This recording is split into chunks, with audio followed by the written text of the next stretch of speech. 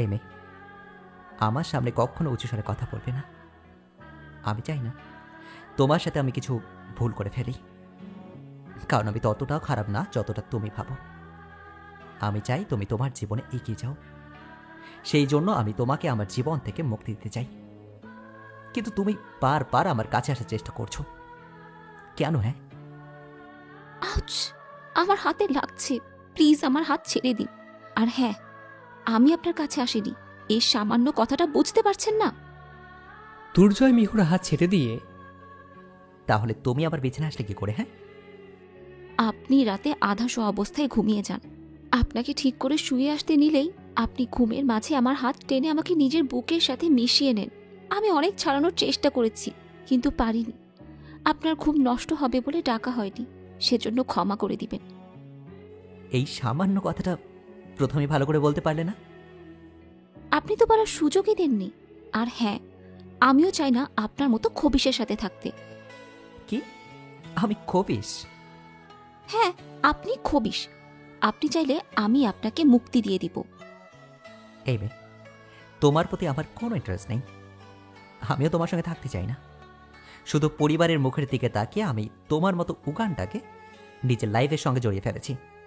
বুঝতে পেরেছো? এই যে সাদা বানর, আমারও ঠেকা পড়েনি আপনার মতো সাদা বিলাইকে বিয়ে করতে। আর হ্যাঁ, আমি কখনো আপনার কাছে নিজে থেকে আসবো না। আপনাকে আমার একদম পছন্দ নয়। এই মেয়ে, কি বললে তুমি?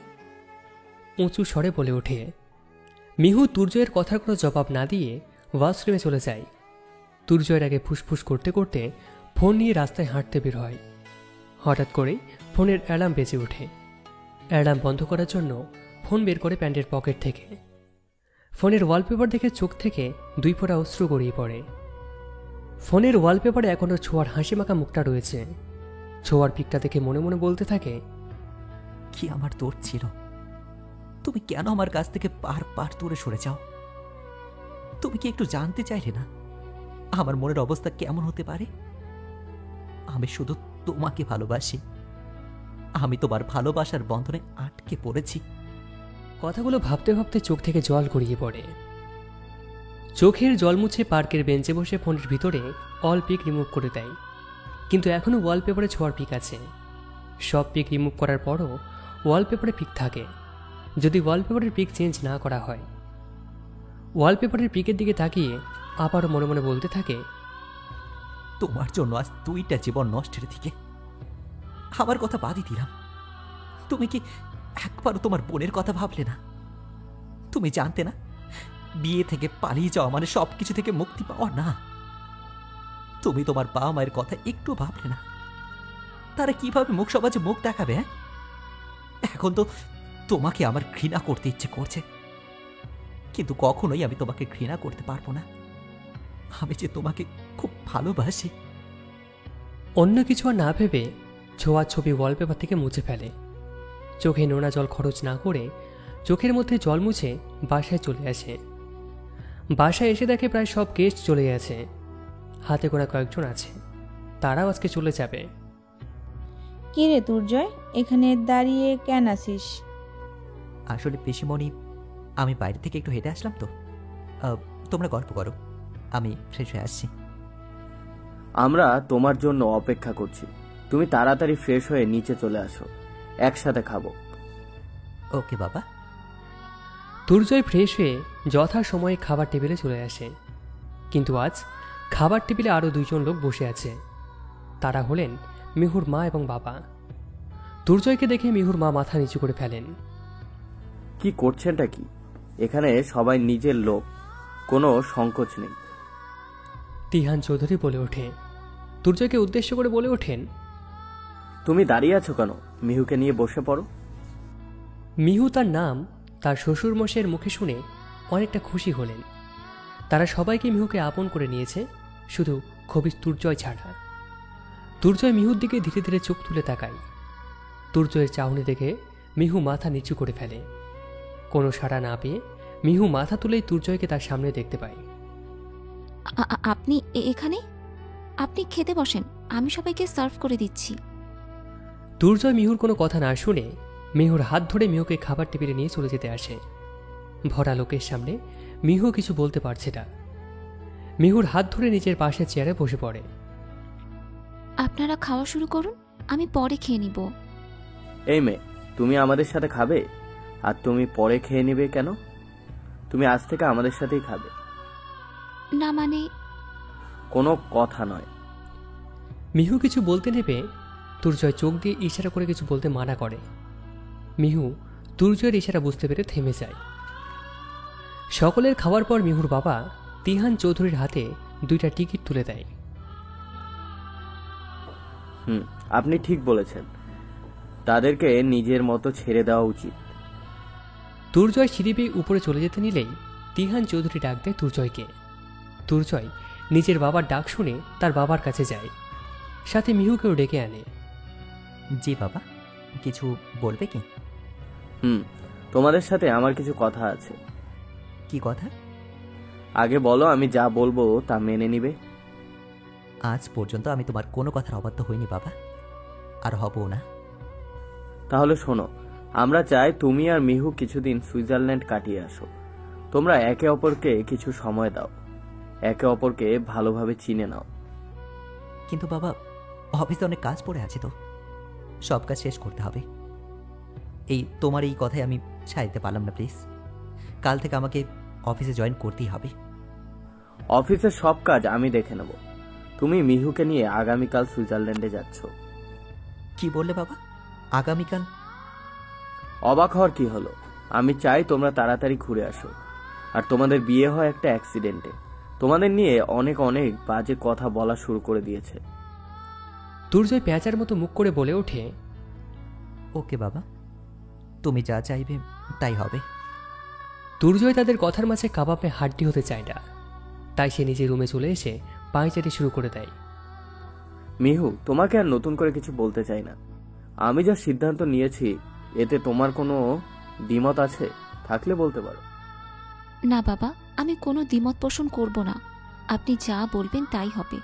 আপনি কোনোদিনও আমাদের খারাপ চাইতে পারেন না।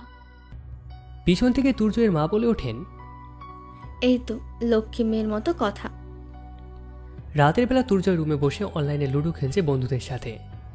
দুর্জয় খুব রেগে আছে গেমস নিয়ে। সরকার আর কিচ্ছু পায়নি, প্রিয় 2টি গেমস তুলে নেওয়ার সিদ্ধান্ত নিয়েছে। ছেলেরা এখন কি করবে?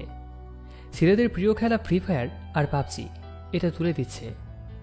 মিহুকে রুমে আসতে দেখে বলে ওঠে, এত লেট হলো কেন? আসলে মার সাথে গল্প করতে করতে ভুলেই গিয়েছিলাম কখন এত রাত হয়ে গেছে। হয়েছে, আর সাফাই না গিয়ে ঘুমিয়ে পড়ো। মনে আছে তো, কাল সকালে কিন্তু আমাদের ফ্লাইট। মনে আছে। আগামীকাল 10টায় আমাদের ফ্লাইট। একটা কথা বলবো? বলে ফেলো। কথা তো বলেই যাচ্ছ, থামার তো কোনো নামগন্ধই নেই।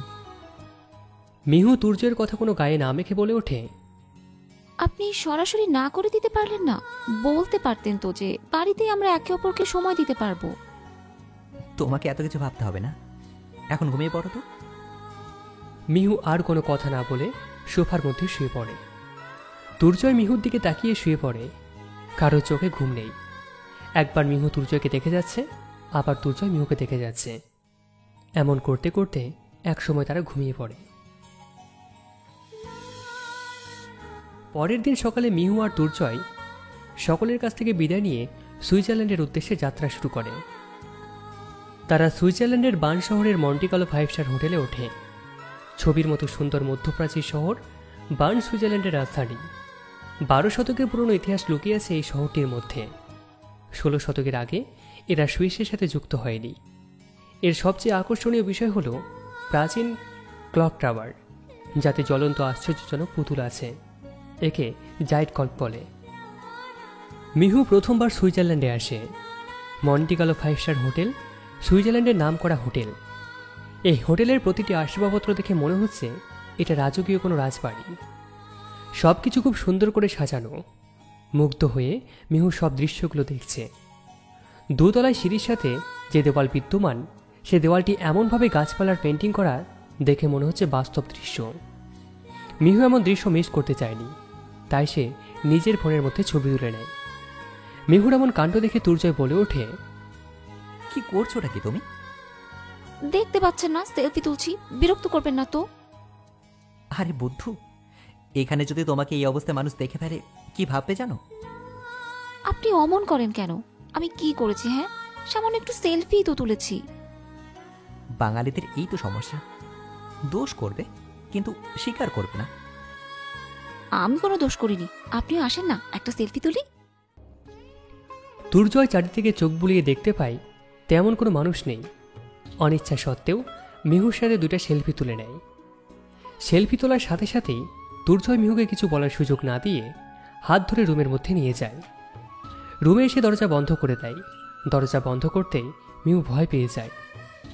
ভয়ে আমতামতা করে বলে ওঠে, আপনি দরজা বন্ধ করলেন কেন?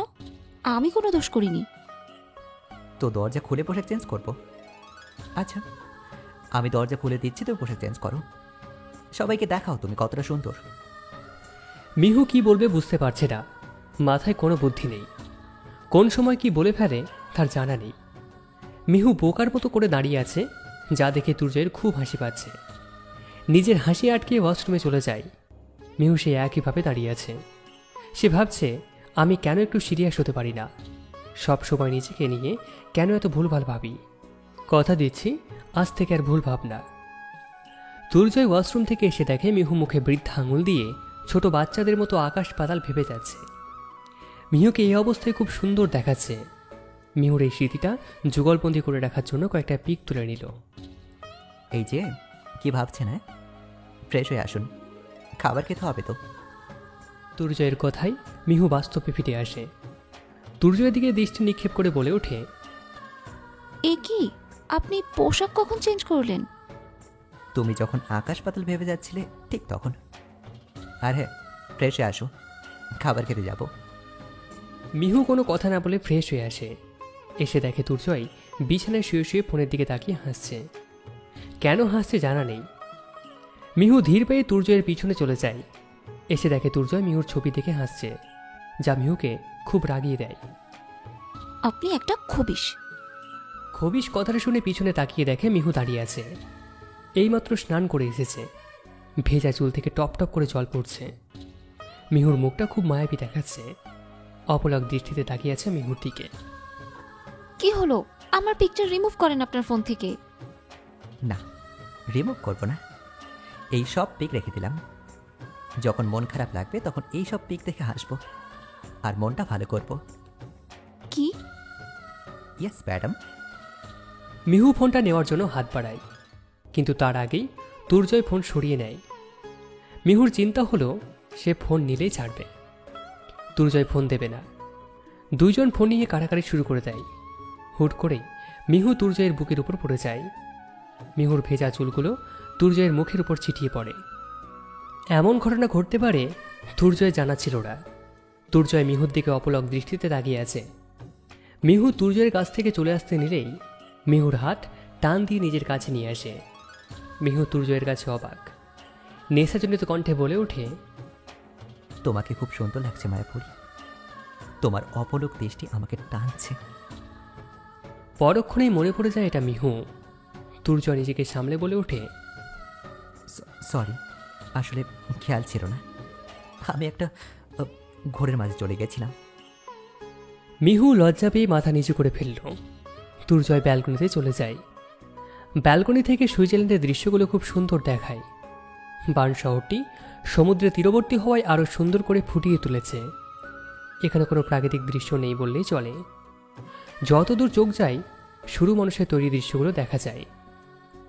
মিহু নিজেকে আজকে নিজের কাছে খুব ভাগ্যবান মনে হচ্ছে। আজকে দুর্জয় তার প্রশংসা করেছে। দুর্জয় বিয়েটা মেনে না নিলেও মিহু তো এই বিয়েটা মেনে নিয়েছে।